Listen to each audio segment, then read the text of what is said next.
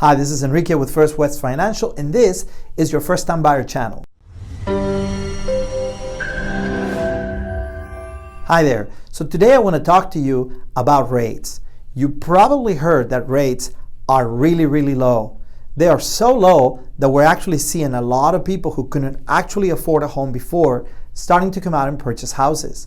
So why does low rates mean to you as a first-time buyer? Well, first of all, low rates means that you could afford a little more house than before.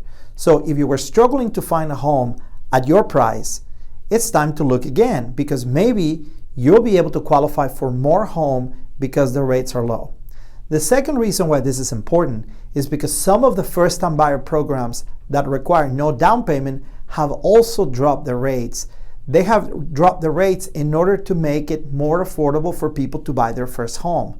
So if you are on the fence, or you're thinking about getting qualified, but you don't have down payment, or maybe you have less than perfect credit, give me a call. I'll help you out. My number, 760-488-6482, or fill out the survey on this page and we'll get back to you right away. Have a great day.